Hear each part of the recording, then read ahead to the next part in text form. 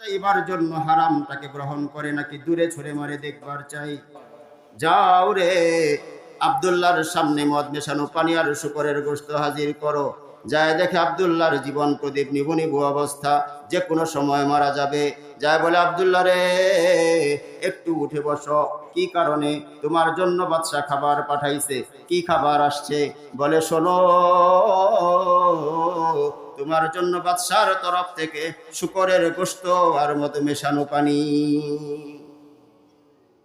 মুসলমানের জন্য শুকরের গোশত খাওয়া হালাল না হারাম?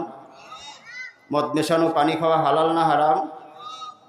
বাদশা ছিল আহলে কিতাব, খ্রিস্টান, জানতেন মুসলমানের জন্য এই খাবারগুলো হারাম। জীবনের এই কঠিন মুহূর্তে ঈমান বাঁচাইতে চায় না, জীবন বাঁচাইতে চায়, দেখতে চায়। আব্দুল্লাহ ইবনে হুযাফা একটু আগে মরমর অবস্থা, এই মাত্র জীবন যেন বের হয়ে যাবে, শহীদ হয়ে যাবে। কিন্তু যখনই শুনছে তার সামনে হারাম খাবার, মদ মেশানো পানি আর শুকরের গোশত পেশ করা হলো, আব্দুল্লাহ ইবনে হুযাফা দেহের ভেতরে কোত্থেকে যেন এত শক্তি জমা হয়ে গেল, লাফ দিয়া বসে গেল। লাথি মেরে ওই খাবারটাকে দূরে ছুঁড়ে মেরে বলে, রুমের কুকুরেরা, শোনো, তোমরা কি মনে করেছো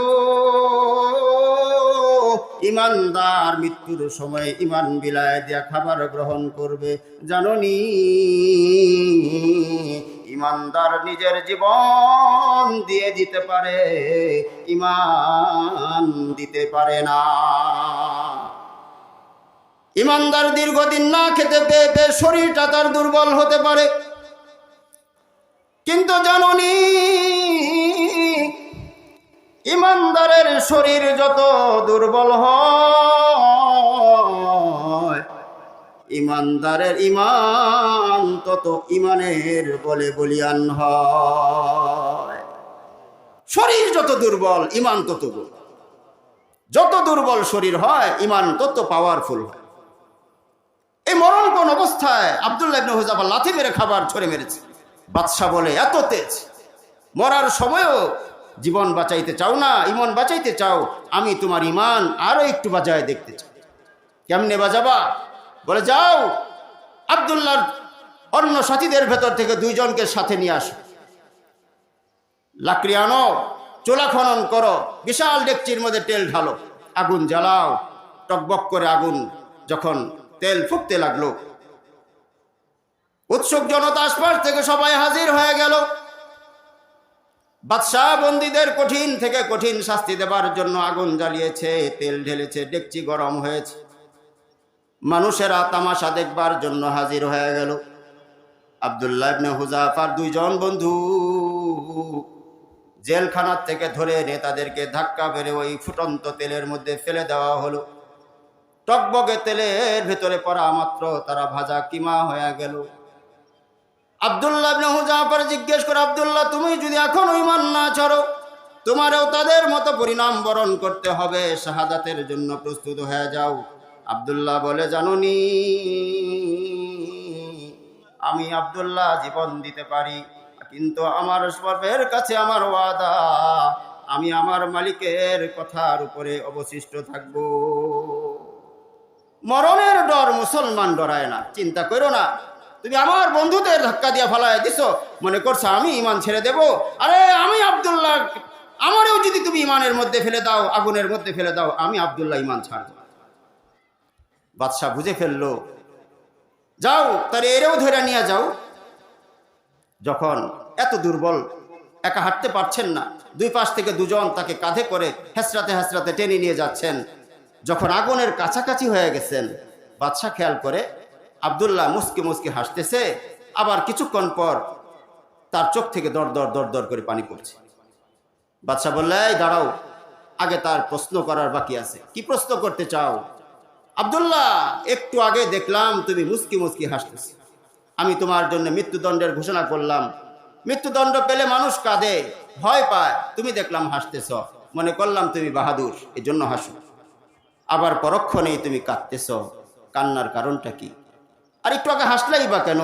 এটা না জেনে তোমার আর মরণ দিচ্ছে। বলেন না সুবহানাল্লাহ, বলেন সুবহানাল্লাহ, আল্লাহু আকবার, আল্লাহু আকবার। আব্দুল্লাহ কেনই বা হাসলা, কেনই বা কাঁদলা? কান্নার কারণ আর হাসির কারণটা জানতে চাই। আব্দুল্লাহ ইবনে হুযাফা ডাক দিয়া বলে, বাদশা রে, তুমি যখন আমারে মরণের ফয়সালা শোনায় দিলা, আমারেও তুমি আমার সাথীদের মতো ফুটন্ত তেলের ভেতরে ধাক্কা দিয়া কিমা ভাজা করে ফেলবা। জানোনি, তুমি তো মনে করেছো আগুনে পড়ে গেলে মুসলমান মরে যায়।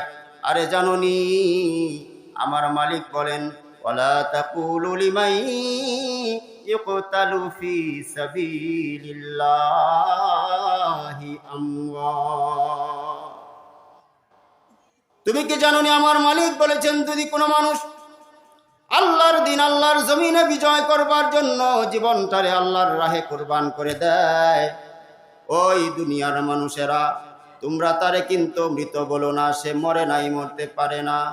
আমার বাবা, আমার যুবক ভাইরা রে, শহীদ উসমান হাদি নিজের জীবনটাকে কুরবান করে দিলেন এই দেশের জন্য, মানুষের কল্যাণের জন্য। বলেন না, তিনি তো জীবন দিয়ে আল্লাহর কাছে জান্নাতে চলে গেছেন, কিন্তু হাজারো যুবকের ভেতরে এক উদ্দীপ্ত বাসনা তৈরি করেছে। শহীদ উসমান হাদি নিজের জীবন বিলায় দেয়, হাজারো যুবকের ভেতরে দেশ গড়ার অঙ্গীকার শিখায় দেয়। এক হাদি মারা যায়, লক্ষ মানুষের জীবনটা বদলায় দেয়া যায়। ওরে তাকায় দেখো না, হযরতে আসিয়া শুধু ইমানের কারণে যখন ফেরাউনের দ্বারা নির্যাতনের শিকার হয়ে গেল, ফেরাউন বলে, আসিয়া রে, ইমান ছাড়বি কিনা? বলে, না না, ইমান ছাড়বো না। বলে, আল্লাহ ছাড়বি কিনা? বলে, না না, ইমান ছাড়বো না, আল্লাহ ছাড়বো না। ওরে আসিয়া, যদি আল্লাহ না ছাড়ো, যদি ইমান না ছাড়ো, তাহলে নির্যাতনের জন্য প্রস্তুত হয়ে যাও। কাপড় খুলে ফেলা হলো, শরীরের চামড়া তুলে ফেলা হলো, হাতে পায়ের মধ্যে পেরেক লাগিয়ে দেওয়া হলো, অকথ্য নির্যাতন চলতে লাগলো। এমন সময় ফেরাউন বলে, ইমান ছাড়বা না? না না, তাইলে মরণের জন্য প্রস্তুত হয়ে যাও। মৃত্যুর ফয়সালা শোনায় দেওয়া হলো। আরে জল্লাদ বিশাল পাথর দিয়ে তার উপরে আঘাত করতে যায়, এমন সময় হযরতে আসিয়াও মুস্কি মুস্কি হাসে। ফেরাউন ডাক দিয়া বলে, আসিয়া রে, কেন মুস্কি মুস্কি হাসো? মরণের সময় তো কান্না করে মানুষ, তুমি কেন হাসো?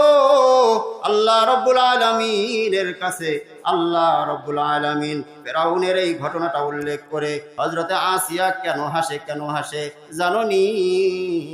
কোরআনে আল্লাহ তাআলা আয়াত নাজিল করে জানায় দিয়েছে, ওয়াজরাবাল্লাহু মাসালাল্লাযীনা আমানু ইমরাআত ফিরআউন ইদ ক্বালাত রাব্বি ইবনি লি ইনদাকা বাইতান ফিল জান্নাহ ওয়া নাজ্জিনি মিন ফিরআউনা ওয়া আমালিহি ওয়া নাজ্জিনি মিনাল কওমিজ যালিমিন। আসিয়ারে ডাক দিয়ে বলে, আসিয়া কেন কান্না করো না, হাসতেছো? আসিয়া বলে, কেন কাঁদবো রে? জানোনি, আমার মালিক যখন তুমি নির্যাতনের পর নির্যাতন করে আমারে তুমি মারার জন্য ফয়সালা শোনায় দিলা, দুনিয়ার মানুষ দেখতেছে আমি মরণ বরণ করতেছি, আমি মরতেছি। নির্যাতনের এই কঠিন মুহূর্তে আমার জীবন প্রদীপ যখন যায়, আমি মালিকের সঙ্গে একটা চুক্তি করে ফেলেছি। আমার মালিকের কাছে গোপনে আমার ভাষায় একটা দরখাস্ত দিয়ে ফেলেছি। কি দরখাস্ত দিলা? আল্লাহ রাব্বুল আলামিন মুমিন বান্দা বান্দীদের শোনায় দেন, ও আমার মুর্দার আলালের মা গো, আমার মালিক আসিয়ার ওই কথাটা আমাদের শোনায় দেয়া বলে, শোনো, আল্লাহ রাব্বুল আলামিনের কাছে ঈমান বাঁচাইবার জন্য এমন কঠিন নির্যাতনের মুখে আমি নারী আল্লাহর কাছে বললাম, মালিক রে, কিয়ামতের কঠিন ময়দানে যখন কেউ আমার থাকবে না, আল্লাহ গো, আমি তোমার জন্য রাজ্য হারা হলাম, আমি তোমার জন্য ক্ষমতা হারা হলাম, আমি তোমার জন্য পোশাক হারা হলাম, আমি তোমার জন্য ঘর ছাড়া হলাম। আল্লাহ, কিয়ামতের কঠিন ময়দানে একটা ছোট্ট আবদার রাখবানি, আমি আসিয়া রে, তোমার কাছে জান্নাতে একটা বাড়ি বানায় দিবানি। আল্লাহু আকবার। আসিয়া নির্যাতনের মুখে আল্লাহর কাছে আবদার করে, আল্লাহ নির্যাতনের বদলায় কিছু চাই না, দুনিয়ায় সম্মান চাই না, নাম চাই না, যশ চাই না, খ্যাতি চাই না। আল্লাহ গো, আমি অবলা নারী, তোমার কাছে আমি জান্নাতে তোমার কাছে একটা ঘর চাই, ওই ঘরে আমি থাকবার চাই। আল্লাহ গো, তুমি আমি অবলা নারীর কথা শুনবানি, আমার মালিক আসিয়ার কথা শুই না। আল্লাহর আয়াত কোরআনে নাজিল করে জানায় দিছে, অদরাবাল্লাহু মাসালাল লিল্লাযিনা আমানু ইমরাআতা ফিরাউন ইয ক্বালাত রাব্বি বিনিলি ইনদাকা বাইতান ফিল জান্নাহ। আল্লাহু আকবার। আল্লাহ বলেন, আমি তোমার কথা মাইনা নিলাম, তোমার জন্য জান্নাতে আমার কাছে একটা ঘর বানায় দিলাম। ও আমার ভাইরা, হযরত আব্দুল্লাহ ইবনে হুযাফা আগুনের দিকে যাইতেছে আর মুস্কি মুস্কি হাসতেছে। বলে, কেন হাসো রে? বলে, হাসি কারণ আসিয়া মৃত্যুর সময় মালিকের সঙ্গে জান্নাতের চুক্তি করে ফেলেছে। আমি আব্দুল্লাহ আশা করতেছি আমার মালিক আমার জীবনের বদলায় আমারে তার জান্নাতে একটা বাড়ি বানায় দেবে। কাঁদলা কেন? মনে তো করেছিলাম তুমি বীর বাহাদুর, এই জন্য হাসতেছ। আবার চোখে যে পানি দেখলাম, কেন কাঁদলা? আব্দুল্লাহ ইবনে হুযাফা বলে, এই বাদশা, কেন কান্না করি জানোনি? তুমি তো জানো না, মুসলমান যখন আল্লাহর রাস্তায় জীবন দিয়ে দেয়, দুনিয়ার মানুষের জন্য আল্লাহ বলে দিছেন তাদের মৃত বলো না, তারা মরে নাই, মরতে পারে না। আমি মালিকের কাছে তারা জান্নাতে বিজয়ী, আমার মালিকের কাছে তারা জান্নাতে চিরজীবী। ও গোলাম, আমার মালিক কোরআনের আয়াত নাজিল করে জানায় দিয়েছেন, ওয়ালা তাকুলু লিমান ইউকতালু ফি সাবিলিল্লাহি আমওয়াত বাল আহইয়া। আল্লাহ বলেন, গোলাম রে, তুমি যদি আমার জন্য আমার রাস্তায় জীবনটা কুরবানি করতে পারো, মানুষ মনে করবে তুমি মরে গেছো, তোমার দাফন হয়ে গেছে। তুমি তো জানো নি তুমি মালিকের কাছে মরো নাই, মরতে পারো না। আমি আফসোস করতেছিলাম, মালিক রে, আমি আব্দুল্লাহ ইবনে হুযাফার তুমি একটা মাত্র জীবন দিলা, এই একটা মাত্র জীবন আমি তোমার রাহে একটা বার মাত্র কুরবানি করার তৌফিক পাবো। ওগো মালিক আল্লাহ, তুমি যদি আমি গোলাম রে 1000টা জীবন দিতারে, আমি 1000টা বার তোমার প্রেমে পাগল হইয়া কুরবানি দিয়ে দিতাম। আমি শাহাদাতের অমীয় সুধা পান করতাম, তোমার জন্য বুলেটটা মাথায় নিয়ে নিতাম, তোমার জন্য বুকে আমি তীরটা গ্রহণ করে নিতাম, তোমার জন্য আমার হাতে পায়ের চামড়া গুলা তুলে ফেলতাম। ওগো মালিক আল্লাহ, এই আগুনে ভরা টকবগে তেলের মধ্যে আমি আব্দুল্লাহ 1000টা বার জান দিতাম, আর প্রত্যেকবার আশা করতাম, আল্লাহ গো, তোমায় যদি আরেকটা বার জীবন দাও, আমি তোমার নামে আরেকটা বার কুরবানি করতে চাই। আল্লাহু আকবার, বলেন আল্লাহু আকবার। আল্লাহর নাম জীবন্ত করবার জন্য, এই দুনিয়ায় মানুষের মাঝে আল্লাহর দ্বীন প্রস্তার করার জন্য বলেন তো কে কে জীবন দিতে তৈয়ার? কারণ আল্লাহর রাহে যারা জীবন দেবে, এই জীবনের ক্ষয় নাই, এই জীবনের লয় নাই, এই জীবনের শেষ নাই। এই জীবন দানকারী মানুষগুলো আল্লাহর কাছে জান্নাতে চিরসবুজ পাখি হয়ে উড়ে। এরা চির জীবন্ত আল্লাহর কাছে সবুজ পাখির বেশে জান্নাতে উড়ি করতে থাকে। কথায় কথা আসে, শহীদেরা জীবন দেয়, মরে না, আর